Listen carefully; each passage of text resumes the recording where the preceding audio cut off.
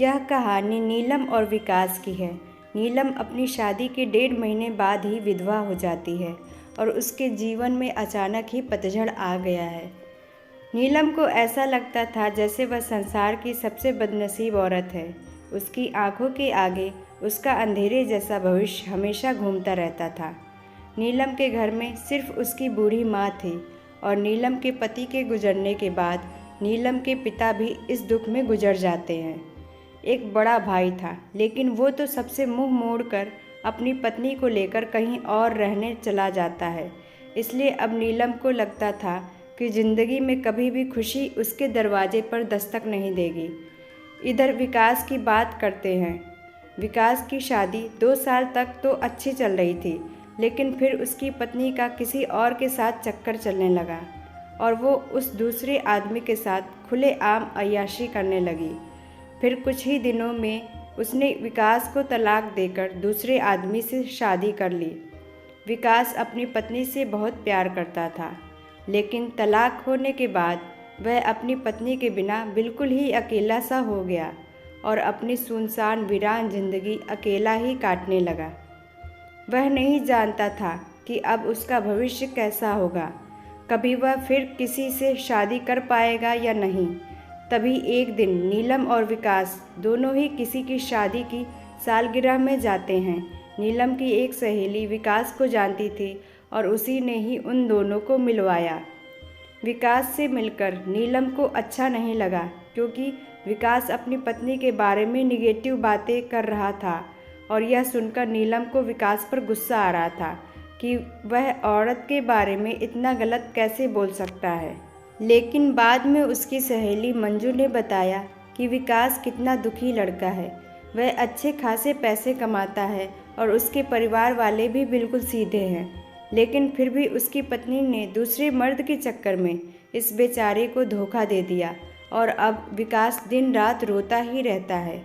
यह सुनकर नीलम का दिल भर आया। वह मन में सोचने लगी कि एक शरीफ लड़के को मैं बिना मतलब ही बुरा समझ रही थी। तो उसी दिन से नीलम के मन में विकास के लिए एक प्रेम सा जाग गया। तभी कुछ ही दिनों बाद नीलम ने अपनी सहेली मंजू से कहा कि मंजू, मैं पता नहीं क्यों विकास को चाहने लगी हूँ और मैं उसे पसंद भी करती हूँ। अगर मंजू तू कुछ उपाय करके मेरी दोस्ती विकास से करवा दे तो शायद मेरी ज़िंदगी संवर जाएगी। तो मंजू ने कहा कि ठीक है, तू कहती है तो मैं किसी बहाने से विकास को अपने घर बुलाती हूँ। मैं उसे तेरी सारी कहानी पहले ही बता दूंगी, फिर तू भी आ जाना। आगे तुम दोनों की किस्मत। तभी मंजू अपने जन्मदिन का बहाना करके विकास को अपने घर बुलाती है और मंजू विकास को नीलम की बीती हुई सारी बात बताती है और वो उसे ये भी बताती है कि शादी के 1.5 महीने में ही नीलम विधवा हो गई थी। विकास को नीलम का ऐसा हाल देखकर उसे बहुत दुख होता है। तभी विकास नीलम से मिलता है और उसे समझता है। वाकई में नीलम एक बहुत दुखी लड़की थी। अब विकास से ये तय कर लेता है कि वो नीलम का सहारा बनेगा। नीलम को भी विकास दिल से बहुत ही पसंद था और दोनों ही बाहर भी मिलने लगे ताकि वो एक दूसरे को सही से समझ सकें। एक दिन उन दोनों को ही एक दूसरे से बेहद प्यार हो गया और रात रात भर वो दोनों ही फ़ोन पर चैटिंग भी करते, कभी फ़ोन पर बातें भी कर लेते थे। विकास बहुत ही रोमांटिक लड़का था। वह अपनी बातों से नीलम का दिल जीत चुका था।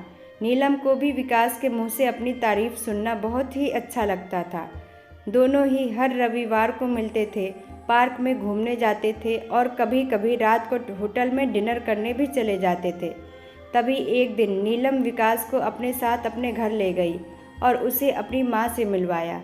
विकास ने जब नीलम की माँ के पाँव छुए तो नीलम की माँ रोने लगी और विकास का हाथ पकड़कर कहने लगी कि बेटा, मेरी बेटी का सहारा ज़रूर बनना और उसका साथ कभी भी मत छोड़ना।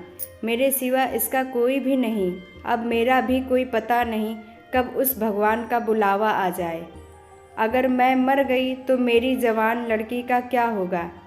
ये सुनकर विकास की भी आंखों में आंसू आ गए और नीलम भी खूब रोने लगी। तभी विकास ने कहा कि माँ जी, आप बिल्कुल चिंता ना करें। नीलम का मैं मरते दम तक साथ नहीं छोड़ूंगा और आपको भी कुछ नहीं होगा।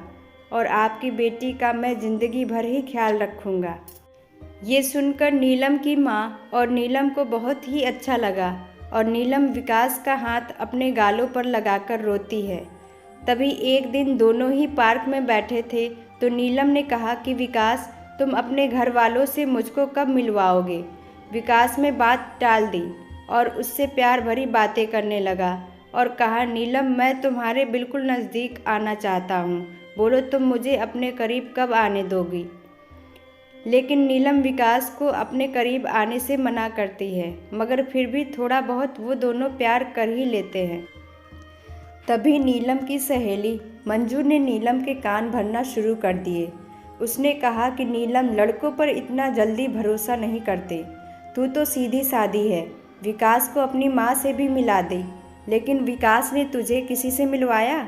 कहीं ऐसा ना हो कि वो तुझे इस्तेमाल करके ना छोड़ दे। यह सुनकर नीलम के कान खड़े हो गए और वह सोचने लगी कि कहीं विकास मुझे धोखा तो नहीं दे रहा। उधर विकास ये सोच रहा था कि मैं नीलम को अपने घर कैसे लेकर आऊँ। मेरा घर बिल्कुल छोटा सा है और मैं उसे अभी नहीं बताऊंगा कि उसके लिए मैंने एक घर बुक कर लिया है और 50,000 जमा भी करवा दिए हैं और बाकी की मैं बैंक से किश्त बनवा लूँगा। एक महीने बाद विकास का जन्मदिन था।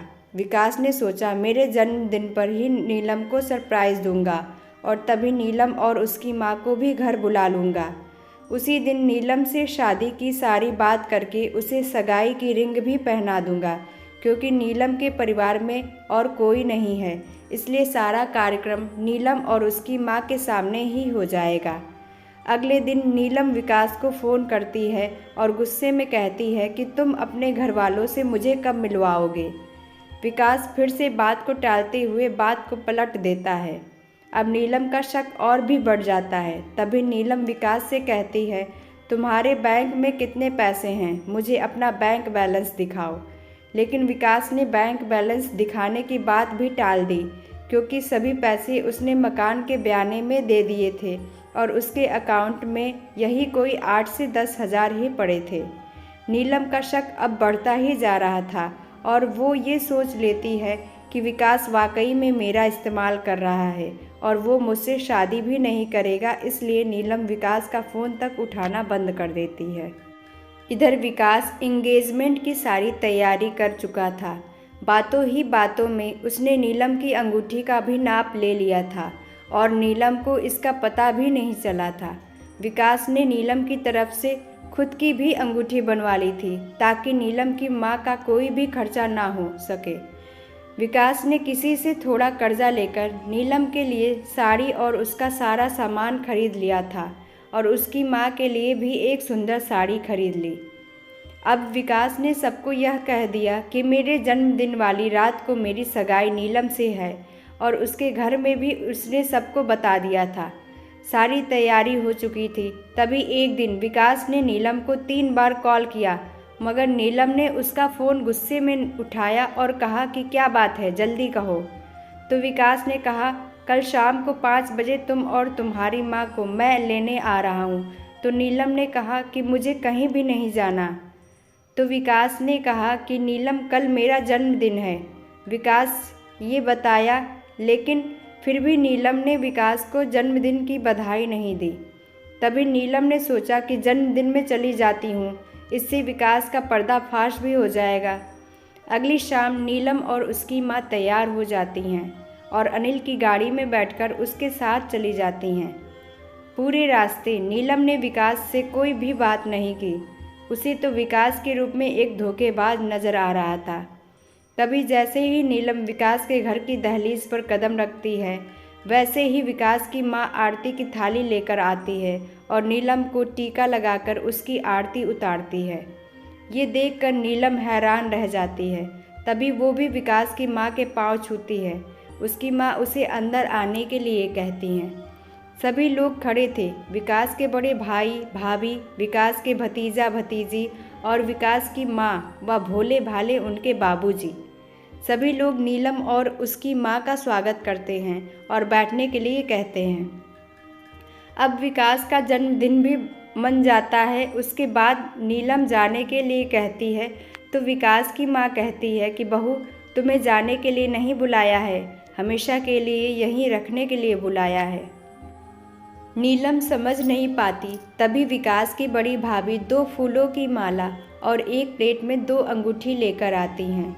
ये देखकर नीलम विकास की तरफ बड़े ही आश्चर्य के साथ देखती है। तभी विकास एक अंगूठी नीलम के हाथ में रख देता है और कहता है, आज हमारी इंगेजमेंट है नीलम, और इस बात के लिए मैं तुम्हें सरप्राइज़ करना चाहता था। तुम्हें ये रिश्ता मंजूर है ना? नीलम रोने लग जाती है और मन में ये सोचती है कि मैंने किस लड़के पर शक किया। अनिल ने नए मकान के कागज़ भी नीलम के हाथ में रख दिए और कहा कि नीलम, ये मकान मैंने तुम्हारे लिए लिया है, क्योंकि हमारा ये घर थोड़ा छोटा है ना। इसलिए नीलम की आंखें अब अपने आंसुओं को रोक ही नहीं पा रही थी। तभी नीलम ने मकान के कागज़ अपनी सास के हाथ में रखते हुए कहा कि माँ जी, मुझे तो इसी घर में रहना है आपके साथ, मुझे नया मकान नहीं चाहिए। इस बात से घर के सभी लोग खुश हो जाते हैं। तभी विकास कहता है कि नीलम, तुम्हारी माँ भी हमारे साथ ही रहेगी, भला वो अकेली कैसे रह पाएगी। ऐसा करते हैं, जो मकान मैंने लिया है वो पास में ही है, माँ को तुम वही शिफ्ट कर दो ताकि तुम अपनी दोनों माँ को संभाल सको। अब सब कुछ ठीक सा हो गया था। कहाँ नीलम एक शक की वजह से सब खत्म करने जा रही थी। ये गलती उसे बहुत महंगी पड़ने वाली थी, मगर नीलम ने विकास के घर जाकर अच्छा ही किया। इसलिए दोस्तों, जीवन में कभी भी किसी शक की वजह से आप अपने प्यार को कभी मत छोड़ना। पहले पूरा सच जानना, फिर कोई कदम उठाना, तभी आपका भी रिश्ता बच सकता है। आपको ये कहानी कैसी लगी? नीचे कमेंट करके हमें ज़रूर बताइएगा। अगर आपको ये कहानी पसंद आई हो तो अपने दोस्तों के साथ ज़रूर शेयर करें और ऐसी ही प्यारी कहानियाँ सुनने के लिए हमारे YouTube चैनल से जुड़ें।